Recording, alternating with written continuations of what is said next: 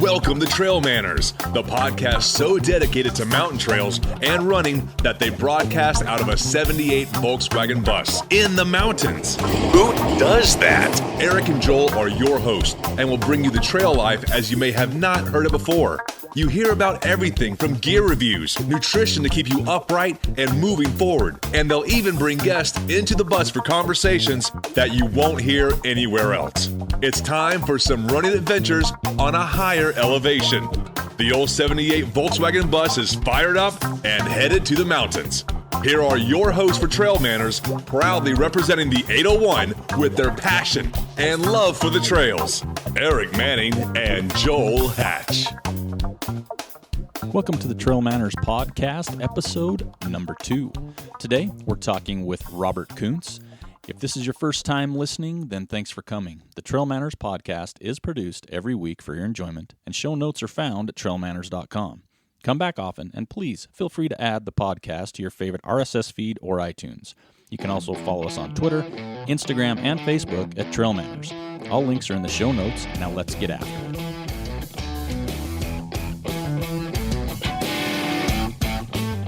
Hello and welcome to the Trail Manners podcast. This is Eric Manning, and in Studio 78 today, as always, is Mr. Joel Hatch. How you doing today, Joel? Doing pretty good. How you guys doing? Good. And our special guest today is Mr. Robert Kunz. He is the Vice President of Science and Technology for First Endurance. Robert, how are you today? I'm doing excellent. Thank you, Eric. Well, thanks for joining us. Again, we are sitting at the Wheeler Creek Trailhead in beautiful Ogden Canyon, sitting in the 78 bus. And Robert, right ahead of me there, it looks like you've got your own little green bus too, right?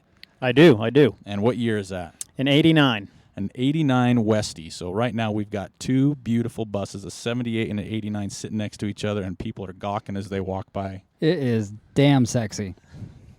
So Robert, welcome to the show. I appreciate you getting together with us. We kind of want to get into First Endurance. How did First Endurance get to be what it is today, and how long you been doing it? Well, it was born in 2002, so we're closing in on 14 years now of First Endurance being around. Prior to First Endurance being born, I worked in R&D, in research and development, making bodybuilding supplements. However, I was always an endurance athlete. I always loved to run, bike, triathlons, you named it. I was out doing endurance. And many of my buddies that knew I worked at Weider Nutrition making bodybuilding supplements often asked me if they could get some of these supplements that we were making. And we did, and we offered them some supplements, but I'd go back to my desk at work thinking, wow, these guys are actually asking for supplements that weren't designed for them. They're endurance athletes, yet they're asking for supplements that are made for bodybuilders. I'm like, there's got to be something broken out there in the market since this is what these guys are seeking. And back then, 15 years ago, the bodybuilding supplement market was way more advanced than anything you could find in the endurance market. Back then in the endurance market, there was some sugar, a little bit of electrolytes, and that was it. There was no technology in those supplements. So we came to realize that endurance athletes were much more advanced than the products that were available to them, and there was a demand there. So we took that demand and our knowledge of endurance supplements, or our knowledge of how to make supplements, and brought that technology, the bodybuilding technology, into the endurance market. Not so much that we brought bodybuilding supplements into the endurance market, but we wanted that advanced technology found in bodybuilding supplements. That same type of technology we wanted to bring into the endurance market. So it took a few years of writing a business plan. I have a business partner, Mike Fogarty. He oversees sales and marketing. He also was at Weider Nutrition, and he was the sales and marketing person there. And so he brought his expertise. He's a cyclist, an endurance guy as well. He brought his expertise in sales and marketing into the plan. I brought my expertise in research and development into the plan, and we launched our first product in May of 2002. And what was that first product? The first product, interestingly enough, was supposed to be an energy electrolyte drink, because that's what endurance athletes knew. And at the time, when we looked at the market and when we wrote our business plan, we came to realize coming out with a product in a market that already had many drinks was possibly not the right thing to do, especially because when we were at Weeder, we realized there was a lot of nutrients, a lot of nutrient technology out there that had great research for endurance athletes, but no one was using it. So an energy electrolyte drink wouldn't have been anything so new, whereas some of the nutrient technologies we found at Weeder did offer up some things that were absolutely new that no one's even touched. So at that time, there was a lot of research on rhodiola, on cordyceps, and its ability to modulate cortisol. And that gives you an ability to keep your stress in a level that allows you to train harder day in and day out. So our first product was Optogen. And we really created an entire new category, and that's the category of allowing athletes to train hard without going into an overtraining state. So it's brand new. It was certainly risky because no one else had a product like that in the market, but it allowed us to really stand apart from everybody else and give these endurance athletes something different that they didn't have before. So I imagine when you're the research and development guy, so you're developing products. I imagine you were also the guinea pig at some point, or every point. Is that right? Every point. That's correct. So were there times when you would try a product in the development stage and go, yeah, I got that wrong? Would it do something to you? How do you know when you got it right? Yes and no. I do know personally, and we understand that everyone is different. Some people have a very strong effect to a certain nutrient. Others don't have much of an effect at all. I know personally I don't get a strong effect from almost anything I take. So if I take something and I notice it, I know we're really on to something because my effect is so blunted, so mild. But I don't allow my own personal test to be the only test. We really rely on a lot of the research out there, the clinical research out there, and when there's a clinical study that shows something works, yeah, I test it on myself, and my business partner tests it, and some close friends may test it, but we will go ahead and put a prototype together and give it to our athletes. So we have a much larger pool of athletes testing it, and we'll get their feedback to assure that there's something there. And the athletes you test with, you do cycling, triathlons, you do pretty much everything, right? Yeah, we do cycling, we do triathlons. Interestingly enough, sailing, paddleboarding, motocross, tennis, swimming, the full gamut. You'd be amazed at how many different athletes come to us to use our products. So when you're doing the products, the other thing that comes into it is the flavor part. You've got your EFS drink, you got the EFS liquid shot, you've got your Ultragen. Is it difficult to hone a flavor? Because there's so many on the market you see with everything. You've got from maple bacons to margarita pizzas to different stuff. For your flavors, there's not a large selection of flavors. So how do you decide when to come out with a new flavor, and how do you decide what flavor to go after? Well, we got to understand that our market is athletes that are training really hard, athletes that are using a lot of product, athletes that are really focused on their performance. And that doesn't mean they have to be elite, but someone might be doing their first 50K, for example, and that's a big deal to them. So they're really focused on, I need to finish this race. And an athlete, in that sense, their performance trumps how something tastes. So we don't focus heavily on trying to come out with a ton of different flavors to compete against our competitors. Our focus is that our products simply work better. But on top of that, flavoring products, you can never please everybody when it comes to flavoring products. And if you look out in the market at what sells, typically it's the sweet tasting products that sell the best. Yet our athletes will tell us 9 out of 10 times, make it less sweet, make it less sweet. So you always come across that dichotomy of where do we want to go with this thing. So we really focus, again, on the athlete. Not so much on what the market's doing, but on the athlete. So we try to really focus on flavors that our athletes are asking us for, which is, non-sweet, things that they can taste and drink on the trail all day long. That's really going to aid in their performance. And that's what we're constantly striving to do with our flavors. Whose idea was the cucumber? It was a combination of my wife and I. And again, it was a new drink, our EFS Pro, that we've come up with. The trick with that product, it's got very, very low sweetness. So you can't just say, oh, let's make fruit punch, because you can't make fruit punch without sweetness. So you have to start thinking what flavors are out there that are low sweetness. And we had, a black tea and a little bit of lemon water is one of the flavors we actually launched, and cucumber came to mind. Interestingly enough, Gatorade, that huge company that we all know, has a cucumber drink out there. Theirs is a bit sweeter than ours, and we tasted it, and we found it tasted good. And we do get consumers asking for savory flavors. Cucumber isn't exactly savory, but it's more along the savory lines than something that's really sweet. So to date, it's been well liked for those that, like cucumber. Like me. So I want to thank you both for that one, because that's one I was hoping would be good. And when I first tried it, it hit the right spot for me, because I love water. Because I just love feeling quenched.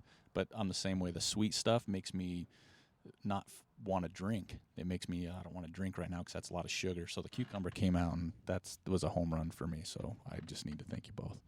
So one of the things I think that I would like to touch on is the quality of your product. And I don't think a whole lot of people understand the effort that you put into sourcing the ingredients, and why is that important? Correct. Again, we came from the industry, meaning we had a lot of experience building products both for Weider Nutrition, and Weider was also a co-packer, so we'd build products for many other customers out there. And we saw firsthand the difference in a single ingredient like a vitamin C from various different suppliers. So vitamin C is not the same. Even though on paper it looks the same, it can come in with various different quality and organoleptic and various different levels of quality in an ingredient like that. On top of that, our focus was to build the absolute best and to work with the best athletes in the world. The best athletes in the world are very concerned about supplements being tainted from banned substances or cross-contamination or things of that nature. So we understood early on that we have a control. If we want to do our homework, we have controls to assure that our ingredients are better and that we have no cross-contamination. So what we do is we verify every single supplier of every single ingredient that goes into every single one of our products. And just so you understand, typically when a product is made, the manufacturer has the control of sourcing all the ingredients. As long as it meets label claim, they can get their vitamin C from whoever they want. And typically that's whoever's least expensive. We don't do it that way. We actually tell the manufacturer, you must get your vitamin C from this manufacturer. You cannot change that. And this is from a supplier that we verified. That supplier does not have a single banned substance, does not broker a banned substance, did not ship a single banned substance. We've already verified the quality of that vitamin C, its purity, its potency, and its organoleptic properties. And then it comes into in-house, and then we test it again in-house to make sure it matches its certificate of analysis. And then we put it in our product, and after the product is done, we test it again. So these are the controls. This is what we have control over that assures our quality is the absolute highest, and then it assures that there is never a single banned substance that can get into our products. I think that's one of the reasons your product is, in my opinion, one of the better products on the market. Is you go that extra mile to ensure the quality of the product, where others are looking for that, give me the cheapest vitamin C out there so that way we can go ahead and hit our margins that we need to. Yeah, correct. And, our products do cost a little bit more, but there's a reason they cost a little bit more. You get better quality, as I outlined there, and you get better formulas as well in our products. And I just want, our listeners to know that Robert's not, just saying this to say this. I kind of had a little bit of inside track on this. My my wife helped source some of these products for Robert when she was working for a nutraceutical company. And he is telling the truth, man. He goes above and beyond to bring in the best product for First Endurance. It's pretty awesome. Yeah, I think your wife and I worked on a project for a good 18 months. Often a product can get launched in about 9 months because, again, a company can come in and say, these are the ingredients I want, meet this supplement claim, and then you put it together and the product is out there. In the 18 months we worked together, we still hadn't launched the product, and it was because of those details. It's one by one, every single ingredient we scrutinize top to bottom, and if it's not right, we go elsewhere, and we scrutinize it again, and we go elsewhere, and we scrutinize it again.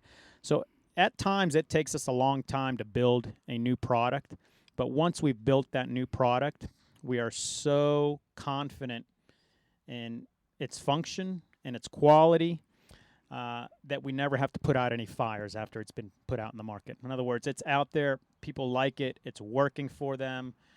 We have great relationships with every supplier of every ingredient, and we know then we can just focus on the athlete and not why this product is different this time than last time, or little fires like that. And I think when you said it right there, you said you're confident, and I think what that helps in turn is your athlete's confidence, because you don't deal with just the weekend runners only. I mean, they do. I mean, you see them, but you've got Tour de France cyclists who, let's face it, they're scrutinized probably more than any athlete on the planet these days, and triathletes. So they're the ones that when they have your product, they can have that confidence knowing, hey, this is the best that I can put in my body. And if I do get tested or if I can't have something in my body, I don't have to worry about it. Yeah, you're absolutely right. Again, it was since day one, since the first, before we even launched a single product, we wanted to work with the best athletes in the world. Not because we're paying them XYZ money, because they want our products, both from a performance standpoint and from a quality standpoint. So to your point with even Tour de France cyclists and teams, we do sponsor a couple teams that race Tour de France, but we have a half dozen other teams that actually purchase our products through their own budget because of their confidence in our product line. And we think that's the biggest compliment we could get as a brand. No, I couldn't agree more. And with that, it just goes back to the same thing over and over again. What you're putting in your body, you're getting the results. You're not putting in garbage and getting garbage results. You're putting in the best product, the best quality, and you're getting those quality results. You're absolutely right. All right. Well, we'll be right back again for a few more questions with Robert, so stay with us.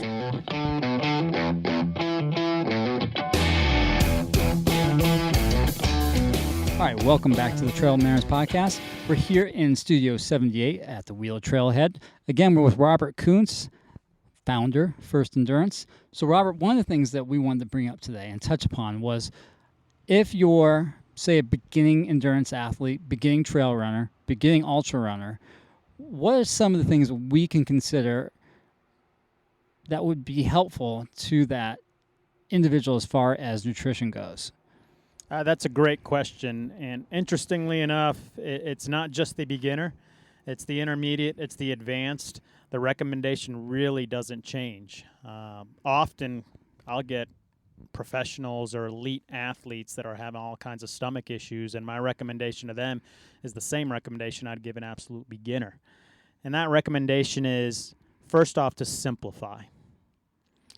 The only thing your body needs to go long endurance is water, sugar, and electrolytes. Nothing else is needed. Okay, that's first and foremost. So if you remember that and focus on those three things, water, sugar, electrolytes, get those three right, and you never have to ever change anything again. Those three will get you through a 100-mile ultra race. Those three will get you through a 10K. Okay, get those right. From there, advanced athletes can certainly try to tweak things with maybe a little bit of caffeine, some amino acids, different little things they can use to tweak. But it's water, electrolytes, and sugar. And also be careful when you read the magazines and news shows that give you all this danger about sugar. Your body runs on sugar. There's nothing wrong with giving your body sugar when it needs to run. So your body has stored glycogen, which is stored sugar. It converts it to glucose, which is what's circulating in your bloodstream. If you consume glucose, you don't have to convert it. It goes right into your bloodstream and it gets used for exercise. That is sugar.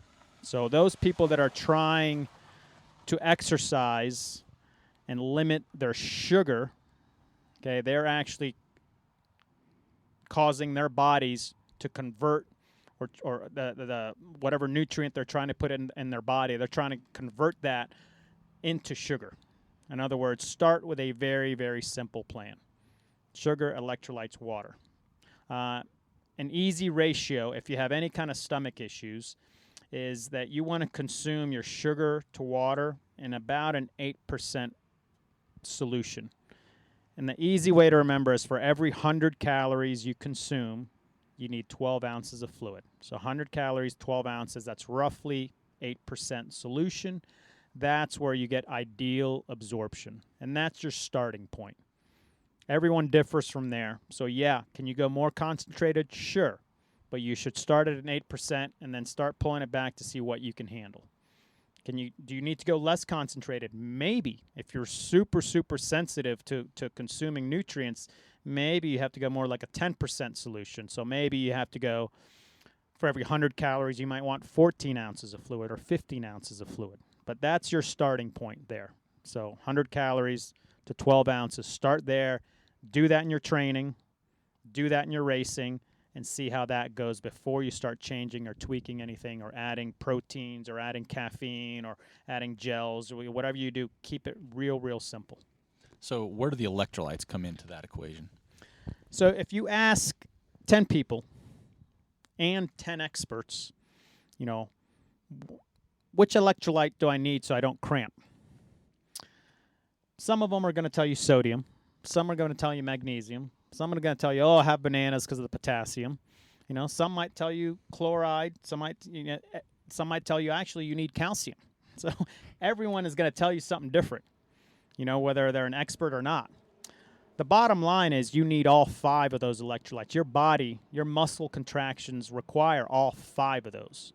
So to try to consume one to fix a problem is the wrong approach.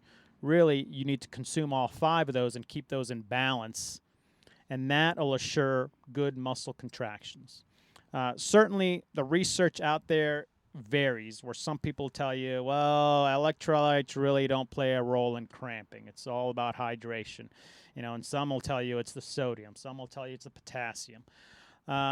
However, anecdotally, and there is research out there that shows that having all 5 of those electrolytes will help prevent not only cramping, but it also helps muscle contraction, which ultimately your goal is to perform well.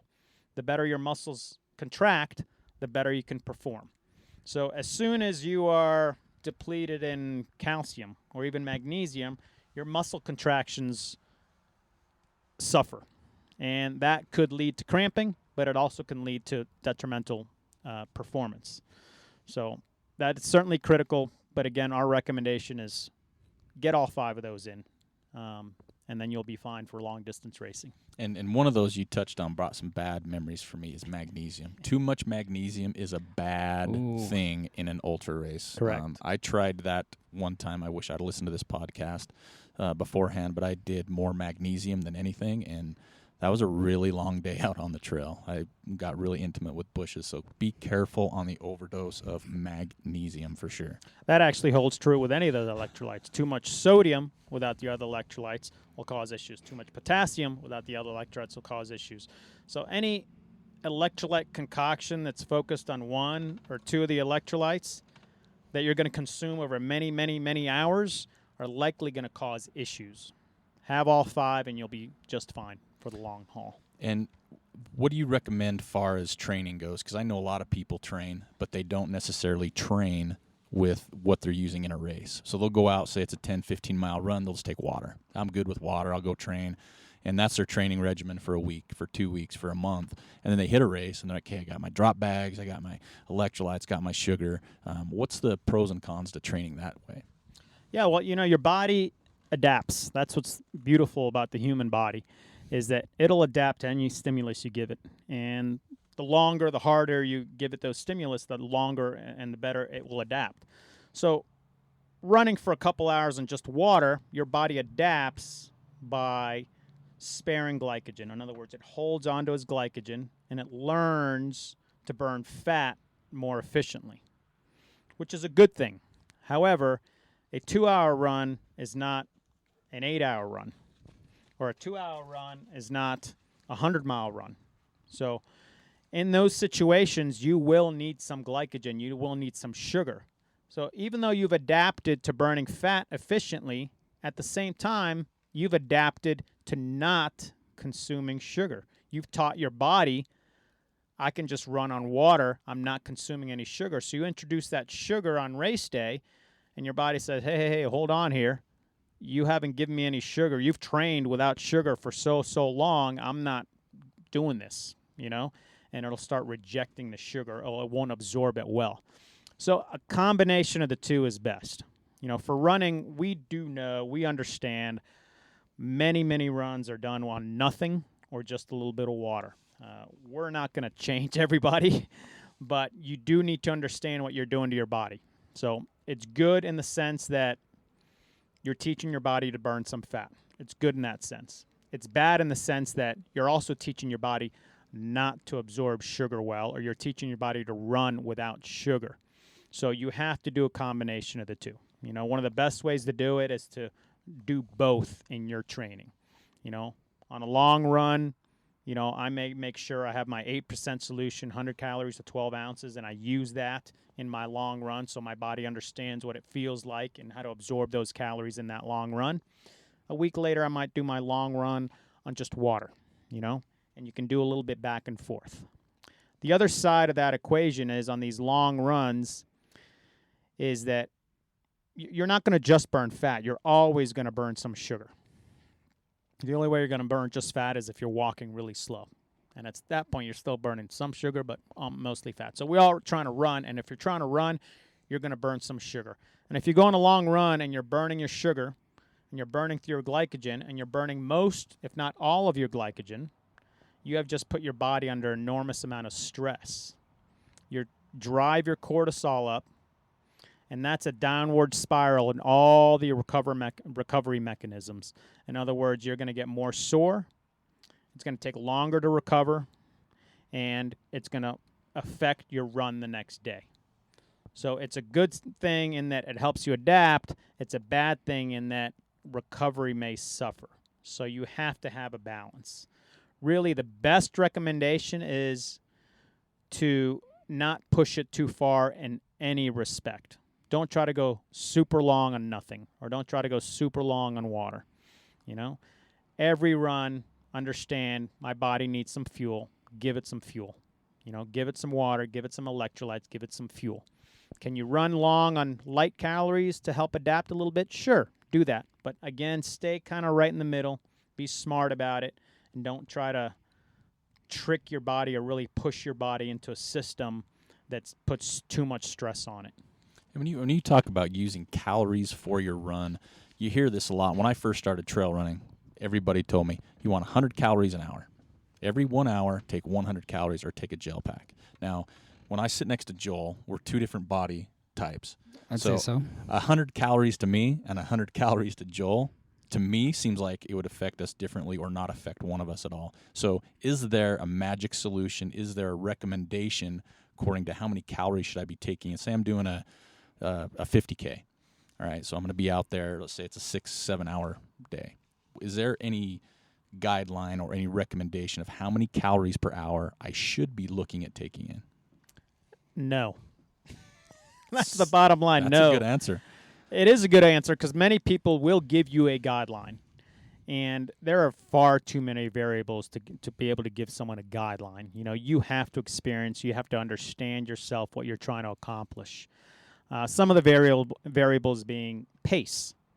The faster I go, the harder I push my body, the closer my heart rate is to threshold, the more glycogen I burn. And as soon as you run out of glycogen, you're bonking and your performance suffers greatly. So if I'm running at threshold pace, if I'm really pushing myself, I'm going to need a lot more calories per hour.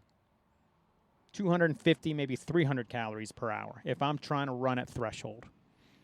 If I'm trying to run sub-threshold or significantly sub-threshold, my body will burn more fat and less glycogen.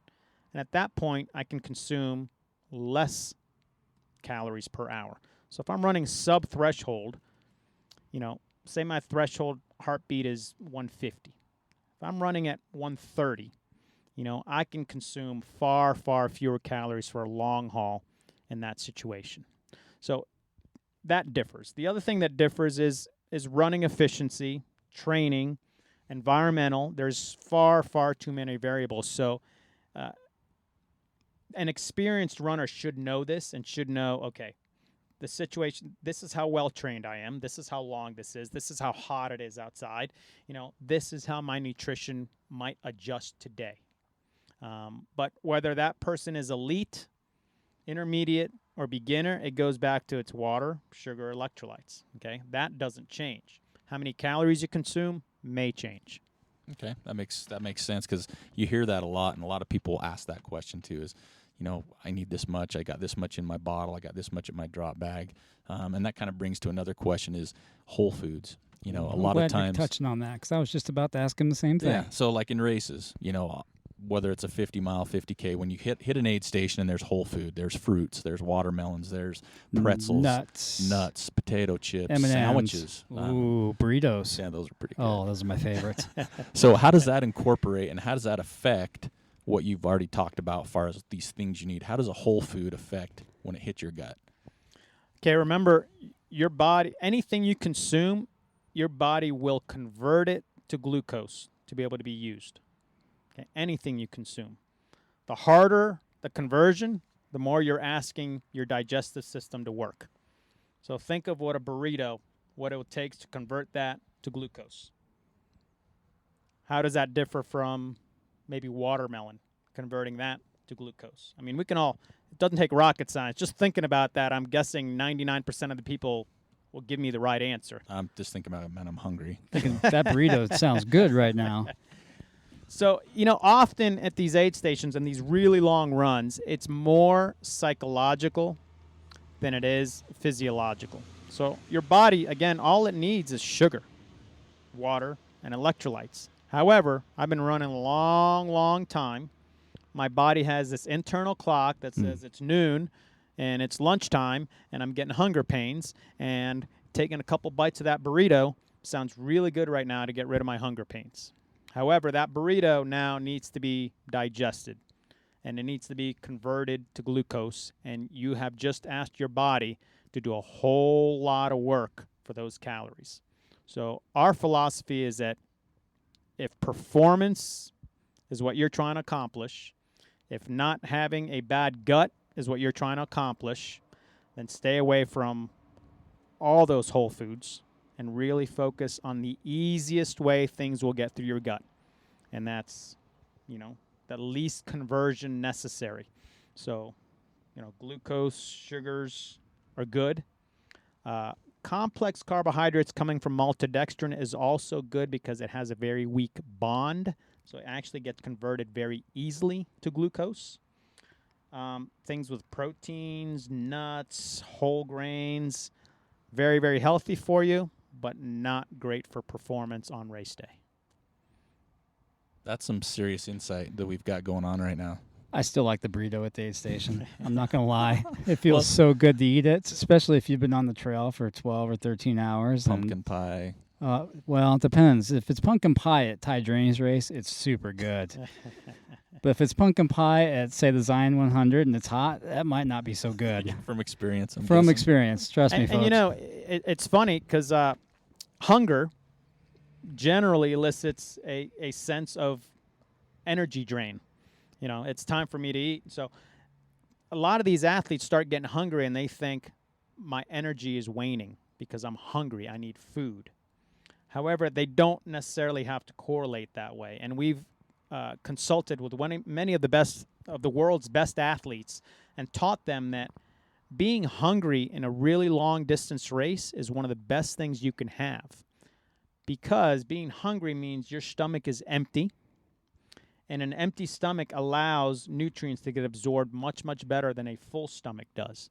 So if you can deal with hunger pains, knowing that with hunger pains, nutrients are going to get absorbed better, your performance is going to improve because you are not trying to get rid of those hunger pains by putting a solid piece of food into your stomach. I think that's where a lot of beginner and intermediate runners really run into this problem, where they have a tendency to overeat. They go by that old guideline, you got to get 250 calories per hour, is that they're not training to deal with that sensation of, okay, I'm hungry, now I got to slam down a gel that may or may not go over so well in the long run.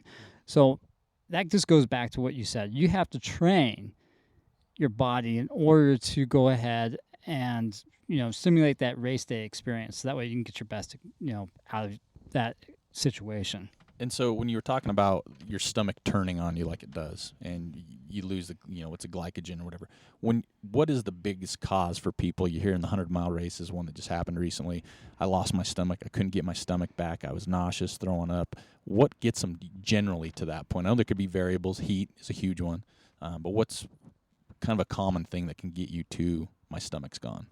Yeah, and if you get real technical about it, it's osmolality. So osmolality takes the concentration, it's the amount of osmoles in a solute, and it takes the concentration of the food or nutrient. Let me take a step back. So your bloodstream has an osmolality of 270 to about 300 milliosmoles. If you consume something that's within that range, 270 to 300 milliosmoles, you get perfect absorption through the gut. If you consume something that's much, much higher than that, 600, 800,000 milliosmoles, like a solid piece of food, your body looks for water in order to change that concentration so it can get absorbed. And when you go in the gut and there's no water with it, it will take water from your bloodstream, bring it into the gut to try to break that food down so it's at a osmolality where it can get absorbed. When you're running, you don't have a whole lot of blood left over for your digestive system to do this very difficult task. So that's typically when stomachs go bad, is generally with these whole foods and nutrients that are too calorically dense and don't have enough water with it to have an appropriate osmolality so it can go right into the digestive system, or right from the digestive system into the bloodstream. So this all seems to be getting quite technical, but it goes back to the thing I said originally, 100 calories to 12 ounces of fluid. So if I'm going into this aid station and I'm grabbing, it doesn't matter where those calories come from, but if I'm grabbing 300 calories of whatever that is, am I going to have 36 ounces of fluid with it? Seems like a whole lot of fluid. Chances are no. Yeah, the answer is no. That's a sloshy gut right there. That is, yeah. So you have to keep that in mind, And again, pace plays such a huge role in these ultra-endurance races. And I'm not just talking pace over the whole thing. I mean, even that first climb, if you got to climb 3,000 feet, if you're doing it at a heart rate of 170, you're running through your glycogen really, really quick. And then you're asking your body to consume a whole lot of calories in a situation where my heart rate's 170. So for that beginner, even intermediate, let those people go. Keep your heart rate in check. If that means walking, great. Okay, your nutrition will be far, far better because you're not running through your glycogen so fast. You're still burning fat. And because of that, you can get away with 150, 200 calories an hour and not have to try to push 400 calories an hour. So all those things play a role. It goes back to how many calories an hour do I need, Robert? Well, tell me what your pace is going to be on that first hill. Tell me what your pace is going to be on the second hill. How's your training? There's too many variables involved. But pace plays a huge role in how well your nutrition does. And I think that goes back to one of the original comments you made is simplify. And it goes back to another very common thing in running, and probably in other sports, is run your race. Because you see people flying up a hill, man, I should be going that fast, or flying down a hill or across a flat section. if you stick to what you know and how you've trained your body, whether it's your nutrition or just your general training, running your race, simplifying it, kind of eliminates future problems. I'd say so. So, that's some gems right there. I wish I had this podcast 7 years ago, and That would have been nice, huh? maybe I would have been finishing in the top 50%. Maybe. Well, I hope it helps somebody. Yeah. So we're going to take a quick break. We're going to come back with Robert. We're going to talk another quick question, then we're going to enter the lightning round. So we'll be right back. You're listening to the Trail Manners Podcast, bringing you the dirt and the vert. All right, we are back with Robert in the bus today. Robert, we're going to go ahead and touch something that we've talked about a little bit, in the past for First Endurance, and you are headed to Russia. Is that right? That's right. In 2 weeks. And what are you going to be doing in Russia, and why are you going? Why exactly or how exactly I ended up there is a neat story to begin with. But I'm invited by FIFA, the World Soccer Federation, probably the most powerful sports federation in the world. Invited me to be a speaker at their conference in Sochi, Russia. And the invitation came through really the Croatian national soccer team. Their head doctor of the soccer team is a fan of First Endurance, and he's associated closely with FIFA, and he invited me to speak about recovery in soccer. So when are you going, and how long will you be there? I leave in 2 weeks, so the end of October, and I will be there, it takes about a day and a half to get there, really. I'll be there for about 3.5 days. Okay, so you're talking not only one of the most powerful, through sports organizations, but these guys are powerful on any level. I mean, they're going through some scandals right now, which is kind of still playing through, but it's not going to hold up the trip. But these guys, they can pull the strings. Yeah, and I must admit, I'm a bit nervous because they are such a powerful organization. I understand the subject matter, so I'm calm on the subject matter, but nervous, with such an influential organization like FIFA to be there speaking and whining and dining with these people. It's a little nervous. So will you know anybody over there? Is there anybody over there that you're going to know and be with that you're comfortable with, or is you're just kind of going by yourself and they just tell you where to go and what to do? I'm pretty much by myself. I know a couple people, importers of First Endurance. I don't know them well. So I'm pretty much on my own. Nice. So we can expect to see in the next World Cup a First Endurance border on the sidelines of the World Cup, right? That'd be pretty amazing. Well, good luck in Russia, and we'll have to get together to hear how that went as well. So one of the things we like to do on our podcast is what we call the lightning round. So this is where I just blurt out some quick little things, and whatever pops in your head with the quickest answer, we'll go with that. Does that sound good? Yes. Okay. Well, we'll start easy then. We'll get into it pretty easy because I know this will be easy for you, right? So what are your top 3 beers? Well, I always have to go with full suspension. I was once on that label riding my mountain bike. I was on the full suspension label, so I have to go with that. And I do actually like that beer quite a bit. I love beer, but I don't have these favorites.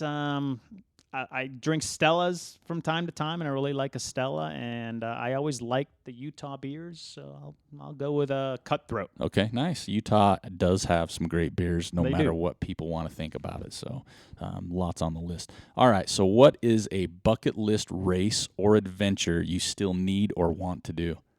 It's running 100 miles. Yeah? Absolutely running 100 miles. My wife and I, our thing is to do a new adventure, a new challenge every year. We just came back from one in Europe where it was a week-long bike race. And one adventure, and we always prepare, we go, we do it, and it's great, and it's a big challenge. We can't quite wrap our hands around 100 miles. It scares us. It's long. It's really hard, and we know the preparation. You can't just go from 0 to 100 miles. It's a couple years to really do it right, getting into some 50Ks, 50 miles, 100 miles. So, yeah, Wasatch 100. Nice, in the backyard, because you guys have both done the Speed Go 50K. Yes. Okay, and so that is a lot more challenging and difficult than a lot of 50-mile, even 100K races. And some people said, because of a lot of things, a 100-mile race. So that'll be interesting to see how you do there. And I hope you get into Wasatch because that's in the backyard. So Yeah, and I think doing one that's really hard, like a Wasatch, gives us the opportunity to not think that we can run 100 miles, but really slow down, some hard hikes, and be in the mountains and look more like a long, hard day in the mountains instead of trying to really run for 100 miles. So part of having a real challenging one, I think, gives you that. Okay. So now when you run, is it music or no music? I'm no music. I like being in nature. Nice. I just like, disconnecting and being in nature. Okay. So if you could pick one person throughout history, dead or alive, to run on the trails with, just to pick their brain, talk to, have questions for, who would that be? It's interesting because when we ran with Scott Jaime on the Colorado Trail, he asked who are the 3 people you'd bring to dinner, anybody dead or alive. And one of those, I think maybe my wife said it, or I don't remember where it came up, but it was Fidel Castro. And I was like, wow, that would be an interesting character. So I'll go with Fidel again. Okay. And his history and what he brings to the table, I think would be pretty amazing. Okay, that's a good one. What is your favorite fruit? Mango. Mango. Meat or veggies? Meat. Meat. What is your favorite race distance, whether it's cycling or running, and why? Race distance, it's 5 hours. 5 hours? Of anything. Really? Yeah, because you can settle into a pace. You don't destroy yourself. It's not terribly difficult to train for. You can, if you're busy, go run an hour or bike an hour and a half, and that's okay. And then once a week, you get 3 or 4 hours in, and you're trained for a 5-hour race. So, 5 hours. Okay. So if someone did a movie on your life, who would play the leading role as you? Movie on my life, or I don't know. I'll go with Brad Pitt because the girls think he's hot. Nice. So would you prefer a morning or an evening run? Morning. Morning. And then one last question. What's your expected time? How long is it going to be till you sign up for your first 100-mile? Oh, you're putting me on the spot. That's so right. This is going to be recorded This is and recorded and published, and people are going to hear this. Oh, my. Okay, I'm for that reason, I'm going to have to put it out a little further. So I'm 46 before I turn 50. Can we do that? Yeah, absolutely. That gives you plenty of time. So that's really good. A couple more before we go. What your typical pre-workout, long workout? Say it's a 5-hour bike ride or run. What do you eat before you get on your bike or you put your shoes on? It's what I eat before isn't as critical as what I have on the bike. Okay. For me, if I'm going 5 hours, I got to start fueling right away, and I fuel throughout. Typical daily meals, I think, are perfect in your training, and I don't think you have to adjust it so much because of a specific workout. But I make absolutely certain I always have EFS on every single workout, and it allows me to, do something every single day. It keeps me recovered well, fueled well, and it just works. Nice. Well, I wanted to say thanks again for being on the show. We loved having you. We love this is going to be some great information for a lot of people out there. So we want to tell you thank you. And if you haven't yet tried First Endurance, I highly recommend it. You can go to www.firstendurance.com. They have a blog. They've got, all the supplements they have for nutrition, all the things that help you. But they also tell you how to use them, why to use them, and they also have information on athletes that have already used them and how they've used them. And that's where I've got some great information. I had Luke Nilsson actually teach me one year how to make a slurry. And at the time, I'd never heard of it, and it was absolutely amazing. And that was when I finished under 30 at Wasatch, was this slurry year. So that was really good. So, Robert, thanks for having us, in the bus. Thanks for letting us take some time away from you, and we hope that you get caught up on some Russian, so when you get over there, you can find your way around. Thank you, Eric. You are putting a great quality product together here, and I'm proud that I'm one of your first people on the show. You are actually our second show, so all right. Congratulations. Great. Thank you. All right. Thanks, Robert.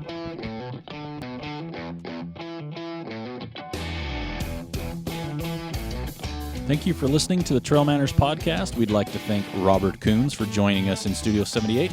You can see more of Robert on Instagram at rkunz, Kunz, 0511, or you can check out the fine line of First Endurance products at www.firstendurance.com and follow them on Instagram, Facebook, and Twitter at First Endurance. That's FIRSTENDURANCE. You can also follow the Trail Manners Brigade here on Instagram, Twitter, and Facebook at Trail Manners, or you can swing by the website at www.trailmanners.com. You can swing by the store page for some gear. You can hit us up on the contact page. Let us know what you want to see, who you want to hear, if you want to be on the show. Until next time, this is Eric Manning and Joel Hatch reminding you, you don't get what you wish for, you get what you work for. Now go get it.